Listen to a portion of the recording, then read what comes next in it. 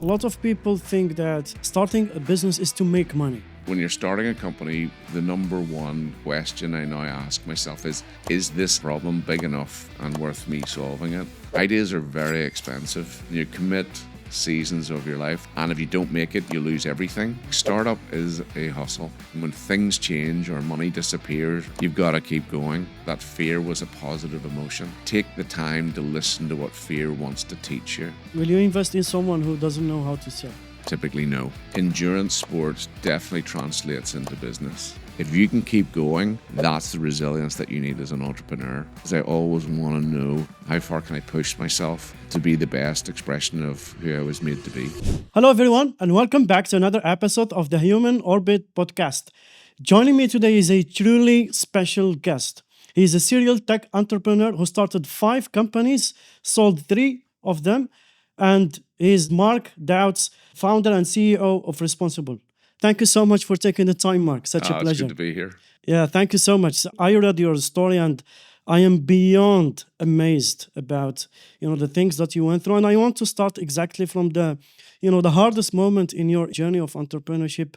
And I heard that you were in the middle of cancer while raising for your current company, which is Responsible. Can you walk me through that and how did you survive this? How did you went through this and, overcome of those challenges? Yeah, I can smile today, but it was a scary moment then. I was a couple of years into the company. We had made a major pivot, like happens in the beginnings of early days in startups. I had decided to take my partner away skiing. So actually what happened was we went on another holiday and we were sitting on the balcony having a drink and we were playing a game and I went like this and I felt a lump on my neck. So I started to panic instantly to go like, what is this? Quick story is it was a cyst. So the doctor said you'd be fine. They extracted the fluids from it. The cyst went away. But then about a week later, it grew back. And the doctor went, oh, that's not normal. And so he said, do you mind if we remove it? And so he said, you'll have a 6-inch scar on your neck. So I just said, can you choose a crease? And so you can see a nice scar here. Yeah, I can see that, yeah. They removed it. They sent it away for tests. We went skiing. We didn't anticipate anything. And my wife was away skiing. She was getting a lesson. And it was the afternoon. I had skied. My legs were tired. And I sat down to have a beer on my own. And the phone rang. And it was one of those no numbers. And I normally don't pick those up, but I picked it up and it was the doctor. And he said, Mark, I've got some bad news for you. He said, we just got tests back and we found out that what we've removed is partially cancer. Mm. And so it was attached to the cyst. There was a cancerous node about the size of a large grape that was attached. So that's how they discovered it. So it put me into a big reflective mode where I stared at the wall for quite some time. The doctor said, don't worry, I know how to solve this. Enjoy the rest of your holiday. And it was, which I didn't say anything to my partner at the time, and I just kept it quiet until later that night. And then it was a bit of a shock for us both. When I got back from the holidays, I researched everything to do at that. So one of the things I discovered is that fasting is one of the best things that you can do. So almost a cancer can't survive if it's not getting fed. Yeah. So I did a 20-day juice fast and a 10-day water fast. Then I got scans and everything done, and they were trying to find more, but they couldn't see any more. So I thought my body had healed itself. But then the more work they did, they believed that there was the main bed would be here. Mm. So I was diagnosed with what's called cancer of an unknown primary. Wow. Which is a bit scary when you Google that one. It doesn't have a great outlook. Wow. But they wanted to give me radiotherapy. And so radiotherapy here in the neck to basically kill whatever it would be, because they said the cancer that they discovered is a cancer that wouldn't have moved far from the source. So that's why they believed it all to be here. So I said, so what are the repercussions or side effects of radiotherapy in the neck? And he said, you'll have a dry mouth for the rest of your life, which doesn't sound too bad. It doesn't sound great, but I thought, okay. So I asked around, talked to some friends, and I got to talk to a few different other entrepreneurs who had been through the same thing, so in different parts of the world, and I interviewed them Oh, to find out what's it like on the other side of this therapy, and it wasn't good. So one of the guys would slur his words. He had lost his teeth. Another guy told me that he can't eat in public anymore because he's got no saliva to break down protein. yeah. So one of the guys said pretty much no more public speaking, no more eating, or in social settings. And another guy said that he has to waterboard himself every night, twice a night, to get rid of phlegm. And so I basically realized at that point, going, that's my whole life. I spent my life Yeah. public speaking, doing things like this, yeah. and eating and being social. So I decided to get a second opinion from the local doctors in the north of Ireland. And I discovered through other friends a clinic in Germany. And this clinic did targeted chemotherapy, only place in the world that does it. And they're able to really target one specific area, like here, and very high doses of chemotherapy over a shorter period of time. And they transfuse your blood while they're doing it to wash out the toxins so you don't get ridiculously sick. I struggle to understand why you kept going to start a business while we already started before this one and you sold 3 of them. Yeah. And you kept doing this. Why is that? Why you kept going, for this while you are going through this unfortunate, thing that you are going Yeah, through? because I'm driven to bring change. I see problems in the world that annoy me and I want to make a difference. So I remember a friend asking me this question while we were at a Bruce Springsteen conference or concert. And I remember saying, and I think Bruce is 70s. And I said, why does he keep doing it? Because he loves it. It's what he brings to the world. He brings magic to the world in his own way. And for me, this is what I know what to do. I love bringing change. I love solving problems. And it's the thing that gives me joy. Yeah. So rather than, I think I'm probably reasonably unemployable at this stage of my life. I've been an entrepreneur pretty much all of my life.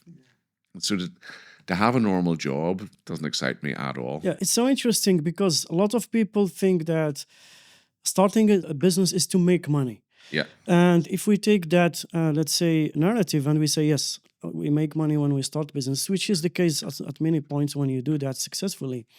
But the reason is not that, because if you were starting businesses to make money, you wouldn't, continue doing what you are doing in your 5th business and you are going through cancer. That's a very simple answers to people who think that they need to start companies to make money. And I have a question. So out of the 3 companies that you sold, which one brought joy to you during the process, or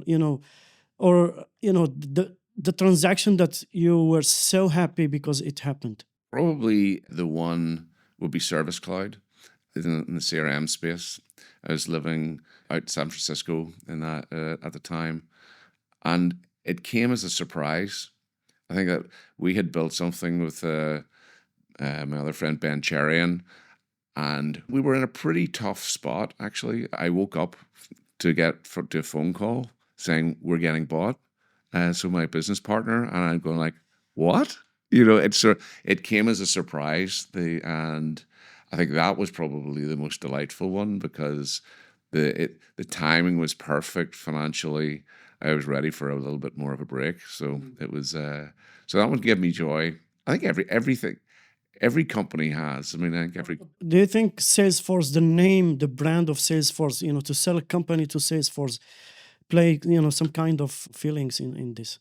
Yeah, definitely. It's yeah, of course. Yeah. It's a nice story. Yeah. But I think every company that I've done has brought me joy. It's had painful hardships in the middle of every single one of them multiple times, but they've all given me joy. What is the biggest lesson you learned from this? What was the biggest lesson from building a business, scaling it, and then selling it to another company? What is your biggest lesson from doing that? Selling a company is quite often typically not easy to do, and it's not a given. Where a lot of people start a company, as you say, their number one driver maybe is financial or purely financial. So they say, I want to start a company, build it, and just sell it. Not very many people actually do that. Yeah. And most companies fail. Yeah. So it's the When you're starting a company, the number one question I now ask myself is this idea or is this problem big enough and worth me solving it? Because once you start a company, you're committed. I mean, once you get into it, it's a long journey. Yeah. Ideas are very expensive, and you commit seasons of your life. By starting a company and building something, I've also missed other opportunities. Yeah. So you want to know it's the right thing Yeah. and it's worth your time.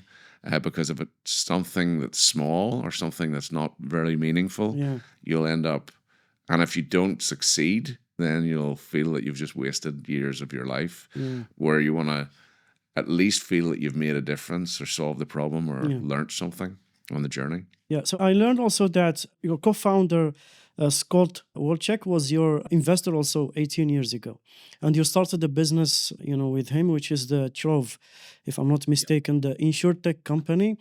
It is a fascinating combo, as someone to start a business with. What did you learn from, having a co-founder who used to be an investor?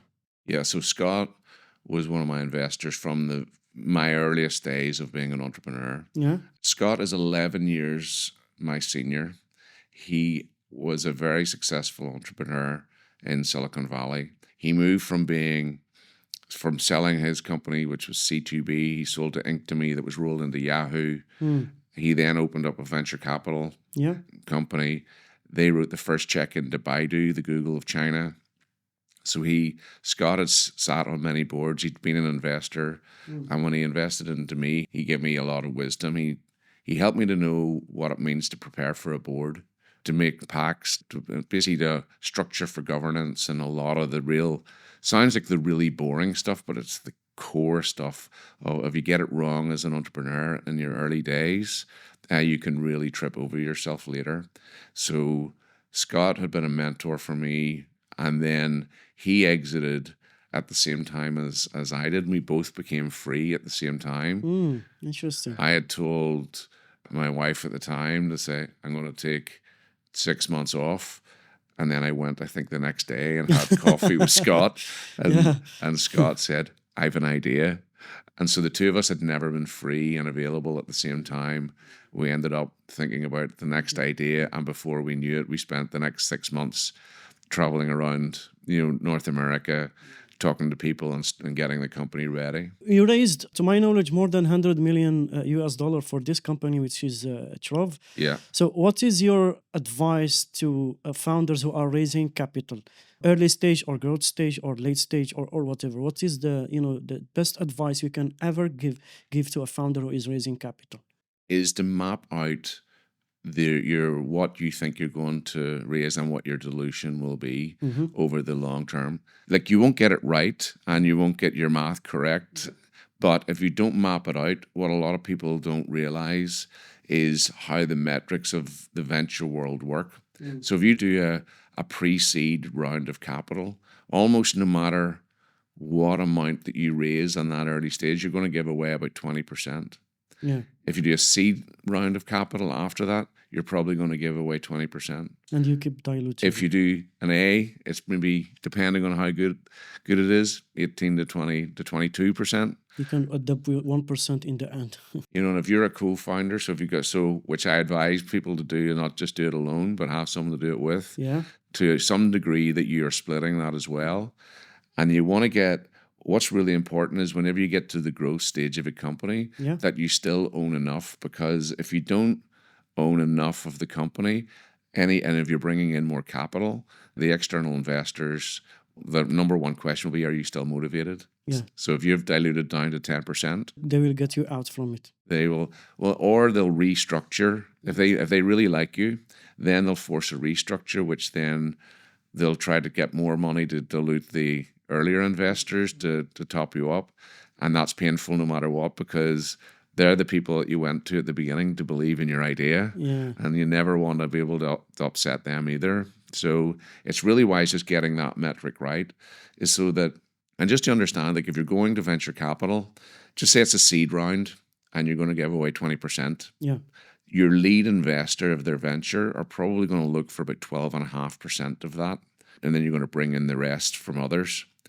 So if you don't have 12.5% to give, or you're only seen people go out with really massive valuations in the hope that they're going to dilute 5% in a seed round and use institutional money. That's very unlikely and that's reasonably naive. Wow. So the other thing is don't go out with too big a valuation. So if your valuation's too high, then it can be like another trip down the line. You always want your earliest investors to have a moment where their investments increased or each round's been accretive, so it's got better and more valuable over time.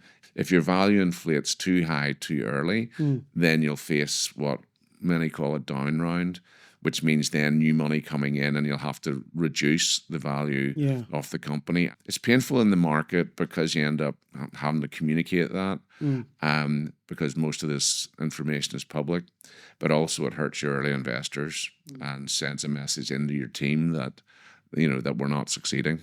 Yeah, I heard a lot of stories, of founders who went through this challenge of raising capital, and the idea was, I just needed capital to keep the company going, and then you end up with 2, 3, 4, 5% of your business, and you have no control over this. And we have seen this from Elon Musk, from Mark Zuckerberg, talking about this, and it's fascinating the venture capital how it is set up.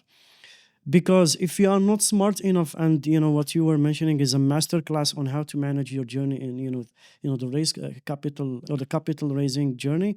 So what if we bootstrap? What is the difference between bootstrapping a business, which means you use all your savings, your money, and you do that with all your money, and then you rely on your revenue, or you raise capital? What is, in your idea, what's the difference between the two? Depends on what the company is. So some companies can be bootstrapped in the sense of they're not heavy technology bills at the beginning, or they're a service-orientated company. And those are fantastic. And if you have a big appetite, or you realize that what you're doing is going to have, very significant impact at scale, don't bootstrap for too long. That's a danger that some people make. So if the venture world looks and comes to your company and you've been bootstrapped for 5 years, you're almost too old. So that's where or they've gone, I wonder why they never went out for capital earlier. There'll be suspicion around it, but also they want to invest in companies that are really in their first year, 2 or 3, first 3 years of formation, because that's whenever they realize then that someone has big appetite and they'll come for growth. If you have your own money, it's great to de-risk, certainly your pre-seed round. If you can handle your pre-seed round with your own money, then you're going to helping yourself significantly around dilution. So you're to negotiate on the next round. But the other thing is that what I've sat with many entrepreneurs and who have put all of their money in to a startup. I've done this. I know others have done this. We have done this, And if you don't make it, you lose everything. Yeah, we lost everything. We went bankrupt, Yeah. I remember sitting in a panel of other entrepreneurs and someone asked us, what's the art of the entrepreneur? And I can't remember what silly thing I responded with, but the guy sitting beside me said, basically, it's the art of risk management, which sort of intrigued me and where I went. Wow. And he said, learning to de-risk a company and learning to leverage what you have, so mitigating your own risk or put your own money in, but then bring other people to match that and bring others. So leverage what you have to get more is because other investors love it when you've got skin in the game. But if you put all of your money in too early, you also don't get good feedback. Yeah. I've seen this many times where folks have just put millions into a company and they've never had the rigor of external capital come in to critique, because we all believe in our own ideas, but we also drink the Kool-Aid, and having other people, every time I do a round, having other people come in with a critique, it's hard. A wake-up call, Yeah, it's hard because I don't sit and listen to what every VC tells me, or because most don't know your business or they don't know the ins and outs. But they're also not stupid, or most of them aren't. I've met a few of them. But if you get I look for patterns. So if I talk to 10 VCs and there's a pattern across that of the feedback, then I should be listening. Yeah, and most times it is around simplification. because normally our ideas are so big, and we think it has to be everything. You go, okay, is there a smaller piece of this that I can attack? Do you think because also you shifted, or not shifted, but maybe you became also a venture capitalist, you've been part of a venture firm, you learned this. So do you think that experience help you to learn? Yeah, it's been gold. So I've been on the other side of the fence a few times, and what I learned about learning how the venture system works is pure gold. Because as an entrepreneur, it seems to be like a big, black hole on the other side. You don't know. Yeah.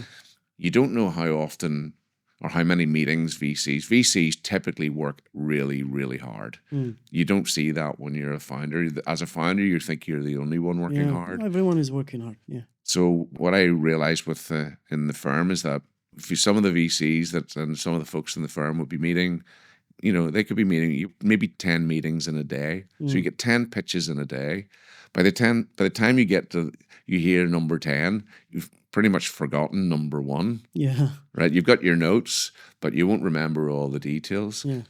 And quite often you'll have someone on meet doing that every day of the week. And then they've got one investment committee, which is maybe on a Monday. Yeah. So they've met with whatever it is, let's say 70 companies that week. They've got to look at the ones that they want to pitch into the investment committee. And you've probably got like 2 minutes in an investment committee to be able to get those things across. Basically, trying to thread a needle is to really get the attention of VC. Hard. If you get VC money, you probably have something good. It can be really tough when you're raising and VCs say no, because you can take it personal. Yeah.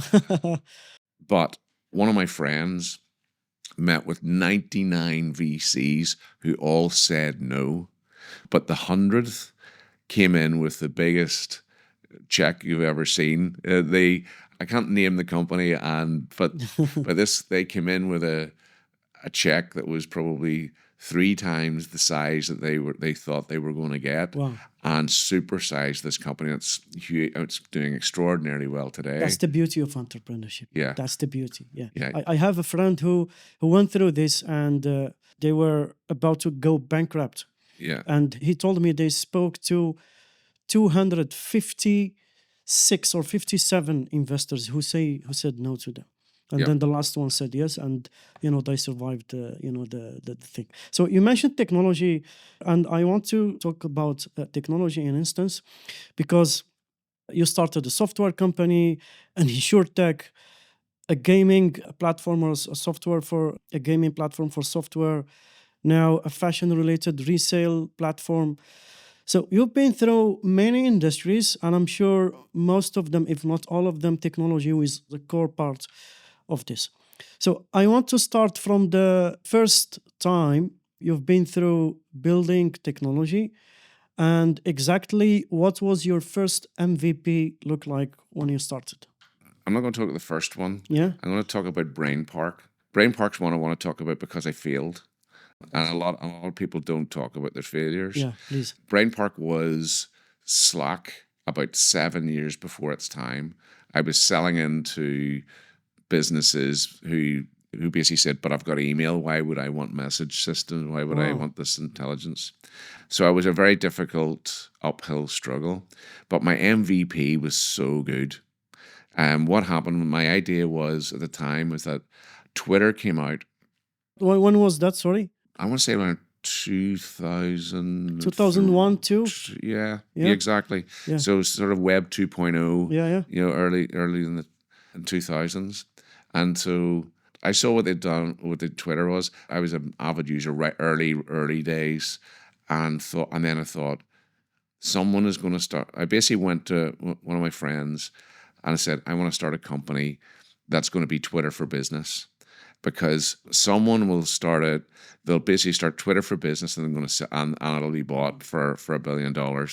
And I went because it's another way to sort of create collaboration. I was very much about that at the time, and so I started a company. The name was Brain Park. I thought the name was awesome. I created an MVP. I basically got a couple of friends to help, and we built this. So I had a fully functioning MVP, And then I started to show that around potential investors. I'd put in about, I think it was 200 grand myself, and then went round others. I remember just asking folks, somebody wanted to offer me a whole lot of money, and I said, no, just match what I've put in, and then we'll go with that and we'll get that matched again.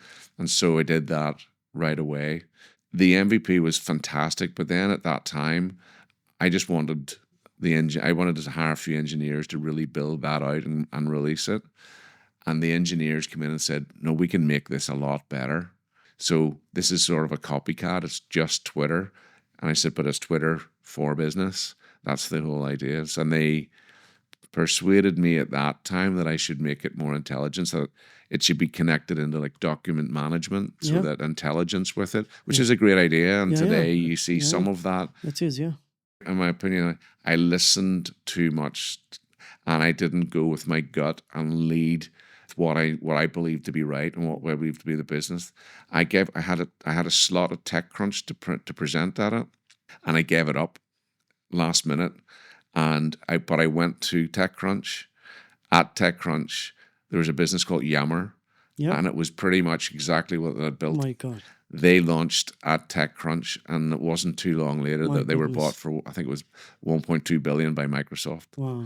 I missed my moment, all because I didn't trust my gut and I'd push hard enough. It's interesting. This, what I learned. So if you ask me what is one of the most important lessons for me as an entrepreneur, it is this one.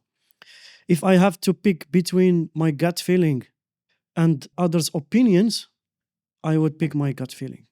Yep. And I will do it over and over and over. The only way that you can beat my gut feeling is when you have hard data. That's the only time I wouldn't, follow my gut. But if you don't have data and you try to convince me with something, sorry, I'm not going with that. Unless maybe in some rare scenarios, if someone that I trust and I, believe in their wisdom. And even though in this scenario, maybe I will go with my gut feeling, because every time I follow my gut feeling, I succeed in that and I get results. Every time I don't, I don't get results. It happened to me multiple times, which is very interesting. So that's a fascinating story. So if someone is building a company, and obviously they need to have an MVP. Today is, it is the best time to start a business. So what is your advice for them, to build this MVP? How they should go for it? Some of this advice will be alternative to what some others will bring. When you're starting something, you also want to get investors who really understand and believe you and see the vision. If you go too far too early, so for instance, if you create your MVP and you bring it to market before raising capital, is then all the investors will look to what people refer to as the trailing numbers. How's it performing in market? So they'll not necessarily look at the idea, or they'll not look at the big vision, but they'll look to the performance in market. But if you've brought it to market completely bootstrapped, without the capital to market and to create and do what all those other pieces, sometimes you can kill your idea early. Some other people just love to bootstrap, and that's their thing. Yeah. There's many people that I know that have done extraordinarily well. I prefer to go big or go home, sort of. I mean, so it's sort of, I have a penchant for risk. I am driven to solve problems in the world, and I want to do it at scale. And yeah, I've failed, but I've also won. And every time I do this, I get smarter. And also, the entire time it's a hustle. Like startup is a hustle. It is a hustle. Yeah, it's you've got to be confident in what you've got, and then when things change or money disappears or leaves, or things that are promised to you don't show up, you've got to keep going. One of my friends, his name is Jim McNeish. He has coached me for the last 20 years or more, and based in Scotland. And he did a training session that I was in several years ago that really hit home to me. Every single session I've ever been with him has hit home, but this moment was when he talked about fear, is that fear was a positive emotion, is that fear is here to help you. I'd never heard that before. I'd always heard, a fear emerged that was just something to slow me down or to, Yeah. but ultimately his thing was take the time to listen to what fear wants to teach you. Mm. So it's really interesting of how that works, where when fear emerges, I now take the time to listen and meditate on what's going on. And normally it leads to brilliance. Mm. It leads me out of the pain and gives me more passion. But it's because if you don't listen to fear, it'll just keep haunting, and you'll miss out what you want to learn. What is your take on someone who is driven by fear or by the fear of losing or the willingness to win? What's your take on this? I think I'm definitely someone who errs towards being motivated by sort of, if it's either love or fear, it's love. I'm rarely motivated by fear. I think of it in the sense of that if you're genuinely haven't listened to fear and you're just afraid of losing money, and or you're afraid of not being successful or whatever, Yeah. so something like that, I don't think you're going to end up on a positive path. Yeah.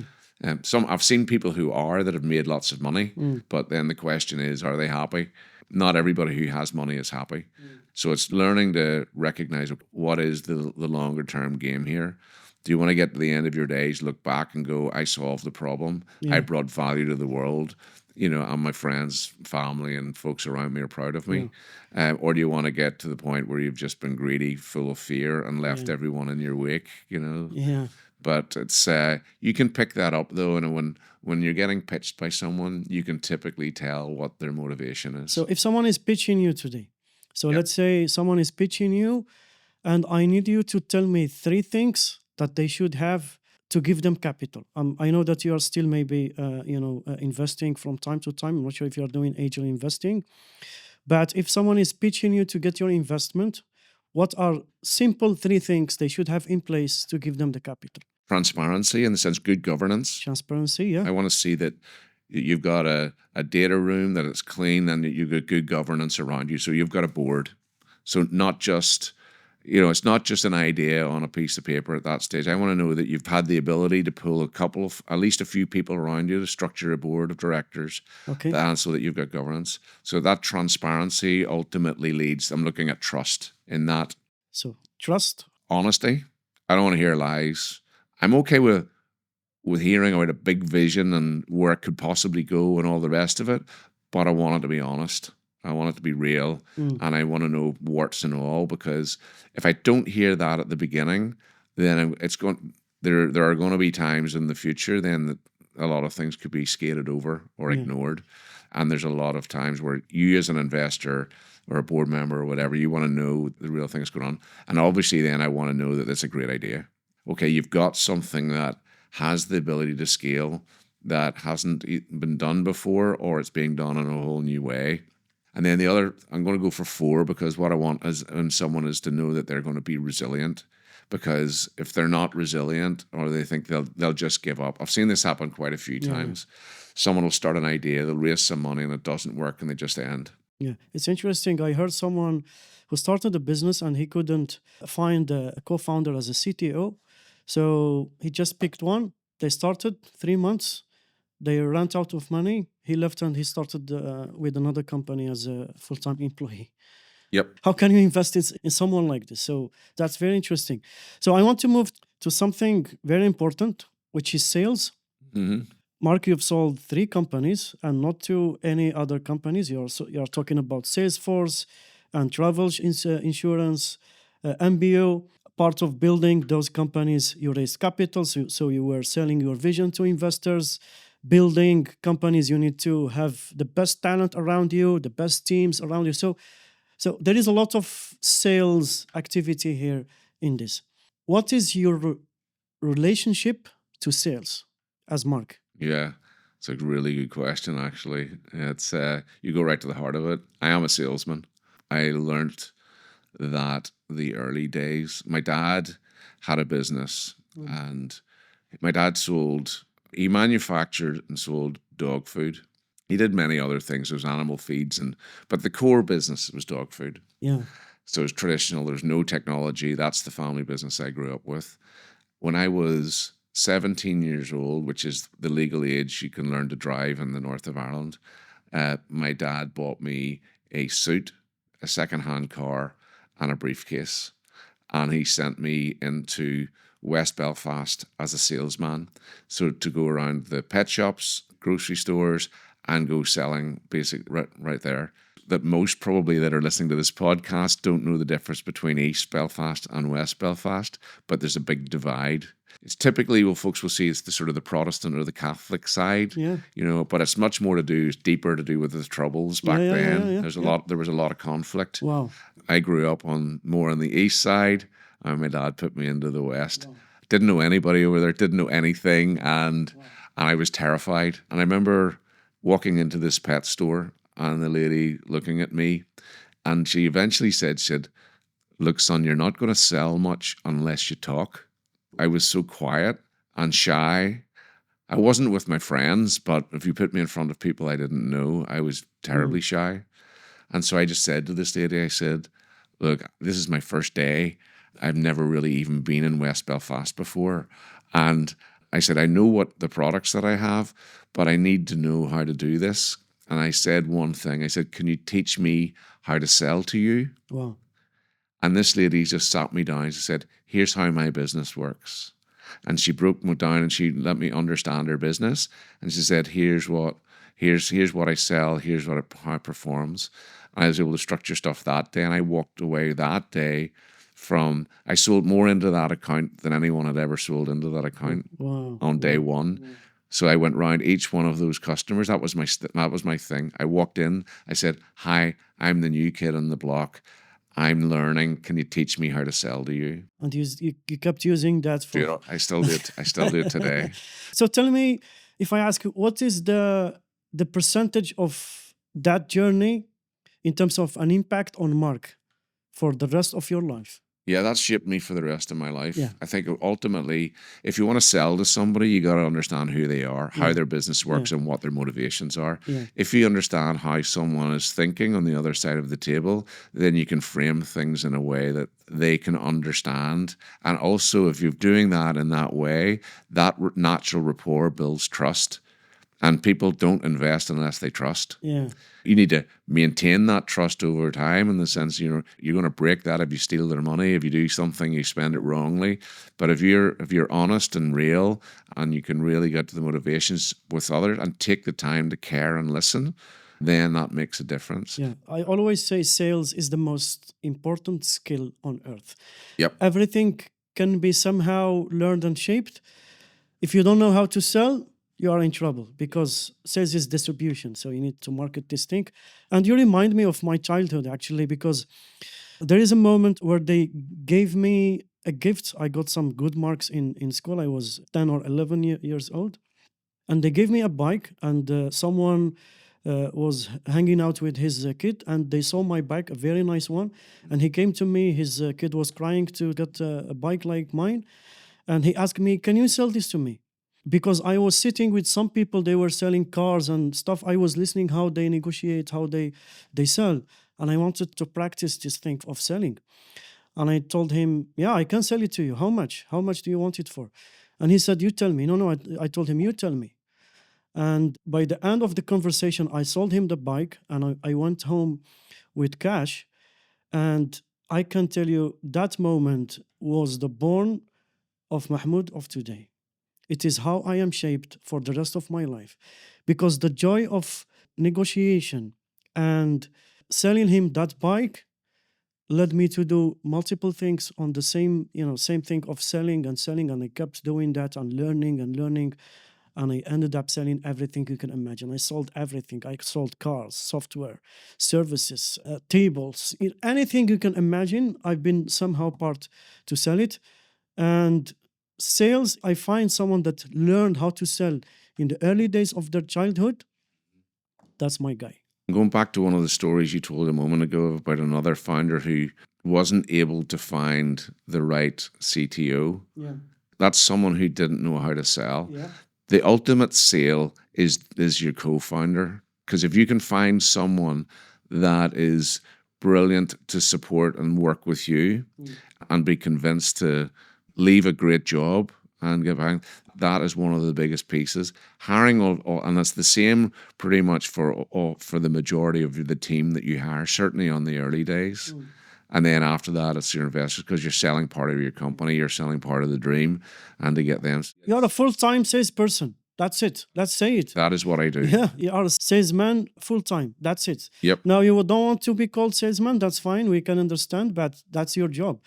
So tell me why people hate sales, because, there is a bad narrative, bad perception about salespeople. Why people hate to sell? Why do you think is the case? We hate getting those phone calls, that someone wants to sell you something that you don't want. Yeah. And then, or they're pressurized. They don't want the pressure. I mean, I hate it whenever someone is trying to put me under pressure where I have to make a decision, like about tomorrow. Anytime that someone wants to sell me something and I have to make the decision right now, I walk away. I want the time to think. I don't want to feel under pressure. I think that's what people think about salespeople. But ultimately, a good salesperson is someone you'd refer to more as business development, someone who's able to tell a story, someone who's able to inspire, someone who's able to draw you in. And this is a participating and getting to be part of something. Yeah. You want to be on the journey with me because you're going to learn. You're going to be on the journey with me because you might make money. And you certainly want to be on the journey because we can make a big difference in the world. Why? I mean, you want to wake up every day inspired, and you want to be able to tell your two daughters that here's what I'm doing today. Yeah. That's what gets people in. That's why people participate. Will you invest in someone who doesn't know how to sell? Typically, no. So let's move to the last chapter, which is around talent. I call it the multiplier. So obviously, you've built many companies, and I'm assuming to build a successful company is about teams and people around you. And hiring people is not an easy task. It is a painful process, but once you do it multiple times, you learn the lesson the hard way. What is your biggest lesson in hiring people from moving from Northern Ireland to Silicon Valley to Canada to all the companies that you built? Always go for what you want. In the sense of, I know people that start companies and they find the guy next door or someone that they've just known down the line. Go for the best in your industry, or go for the best person that's not even in the industry. When I want to build out a team, or where I'm going, I make the lists of the people that I want. So if I'm building a board of directors, I want the best that I can possibly find within the industry, not just someone that will do. If you want to build something that is going to tell a big story, you want to do something that is going to have big capital behind it, you need to find the best. And a lot of people say, but how do you get in front of them? Going like, well, then that's the hustle. I made a list of a dozen people just before the holidays. I wanted to basically get in the door with these people, and I had no introductions. I had no knowledge of who they really were or how to get to them. And I remember like showing the top few to my business partner and so on. I now have most of them on WhatsApp. I've just got one of them to basically join my board, and I've got another one basically that's coming in with a C title into the company. All will be announced in the next few weeks. Yeah. But these are the top guys in the world in my industry. Wow. So if you're hiring or you're inspiring others to join your boards or advisories and so on, always go for the best. Believe in yourself, because if you hire average, you'll get average. And it's amazing that some of the best people are also the busiest, but they're also the ones that actually want to give and want to participate. It's so interesting, because in my journey, the more successful people and the busier, they are the faster to respond to you. They are willing to help. They are willing to support in any way, and they can do anything in their hand to help you. The more you go down, it's the opposite. It is so crazy. I don't know why it's the case, but this is my experience. So I'll give you an example. So I sent a message to someone, a billionaire that I know. I got a response in 2 seconds. I sent a message to someone who is, I don't know, I don't want to use any title or something, but let's say a normal, professional person that maybe he has something with me or she has something with me as they have to do it. I got a response around 2, 3, 4 hours, but they need to answer me. It is crazy. Yep. It is so true what you are saying. Yeah, if you want, someone said, if you want something done, go to the busiest person in the room. Yeah. I heard you said surround yourself with the people that are so good, so you end up, with what you are mentioning, in a great shape as, as a form of a company. Tell me how many minutes you need to know that this is my guy. I'm going to hire them. How many minutes you need in an interview? In an interview, if I've done my research behind who this person is and Yep. why I want, um, that makes it a lot easier. But if it's an interview and it's someone that I don't know, I would say 3 minutes. 3 minutes. Yeah, I can read someone like a book. Yeah. Yeah, it's typically Same here. whether I'm in, I'm out, and ultimately the number one question I ask myself if I'm if this is someone that's going to report to me or be close to me, Yeah. the number one question I want to know is, if I get stuck in an airport am I going to enjoy a beer with them? Am I going to enjoy this time, or is it going to be torture? Yeah. Because that's also something I want to work with people that I enjoy, Yeah. that also make me laugh as well. And so life's too short just to be surrounded by people who are not interesting. So Interesting. So, and now we are seeing a shift in how teams are set up because of AI. Every company on earth is working on AGI, agentic AI, AI agents, and so on. How hard it is to find the right people when we have a level of maturity that we will have, many agentic systems or AI agents around us working, doing the same job of employees. yeah, it's quite fascinating to see what will be there.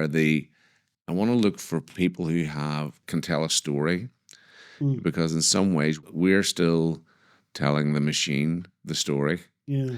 So it's someone that has history, someone has something interesting, as you say, someone who can sell as well. I want to have those folks around me, but also the people who have the intelligence to be able to use the system and to know how to leverage AI. Some people won't sit back, or will be lazy, or they don't know how to the benefits of what AI will bring. Yeah. So at the moment, folks that have like philosophy backgrounds, arts backgrounds, and so on are they're going to be some of the most helpful in this next, in this next generation. The machine can do a lot and will get continuously smarter, but the ethicals, the morals, and everything that's going to be around to shape it, we still have to feed that machine. Yeah, yeah. And if you have to be so extreme on the future of, let's say, workforce or the setup of companies because of AI, what is the thing that you have seen or you are convinced will happen and no one has spoken about yet? Oh, that no one has spoken about yet. Yeah. I don't think I'm that smart. What I'll do is I'll recommend a book. It's an old book, but it's still extremely relevant today. It's by Kurzweil, and it's called The Age of Spiritual Machines. It was written in 1999, I believe, is when I read it. And when I read it in 1999, I thought, this changes the world. That was back when he was saying, in 20 years' time, we're going to be carrying a supercomputer in our pocket. Things like that, and you're going like, wow. He saw that before. Who was the author? Kurzweil. I think it's Kurzweil. He's a futurist. I think he's still producing books, but that book was one that really shaped me, and it led to where some of what we're beginning to see today is that it's the blurry line of morality, ultimately, whenever it comes to when machines seem to be behaving like humans, and then when humans are starting to rely on machines, and how those two things come together. So, because the bigger question then, I recently saw a presentation of, it was like contact lenses, but the lenses are machine driven, so I can then get intelligence through my lenses. When you start to do this, or you get enhanced hearing, Wow. am I a machine, or am I human? Tell me one skill every human being on earth should have, whatever the seniority, the industry, anything. One skill. One skill. Yeah, every human should have. Just communication. The ability to clearly communicate what you think, or the ability to stand in front of people and either inspire or entertain. I think it is one of the I think the top piece. If you can communicate clearly in any context, I think that's the number one skill. Last question for you.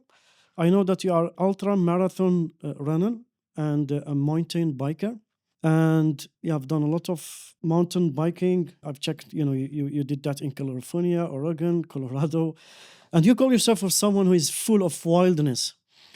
And I know for a fact that people like yourself enjoys to be in painful activities, sports, some kind of these things. Do you think this hobby, or whatever you would like to call it, shaped you in a way to be a successful entrepreneur and just keep going and starting businesses? Endurance sports definitely translates into business. I think I know how to go through pain and not give up. If you go and run 100 miles and you don't give up, like no matter who you are, if you go and do a 100-mile run, you're going to want to give up at some point. If you can keep going, that's the resilience that you need as an entrepreneur. Because there are times where you're gonna have every reason to give up, and you're gonna think that it's justified. I recently went to Patagonia. I moved to Dubai 5 months ago now, and I put on the Dubai stone, so I'm carrying a little bit of weight. I was just in Patagonia and I went through on a hiking, 10, 11 days of hiking and kayaking. And there was one day was just brutal because I'm too heavy. Mm. And everything in me wanted to give up, but there's not, but the other part of me is that I don't have the ability. I can't give up. So that the endurance sports, the suffering that you go through of that, it gives you mental toughness. Yeah. A lot of my friends in California when I lived there were just said they couldn't understand why I would do 24-hour mountain bike races and crazy stuff like that. They just said, you've got way too many demons to work out.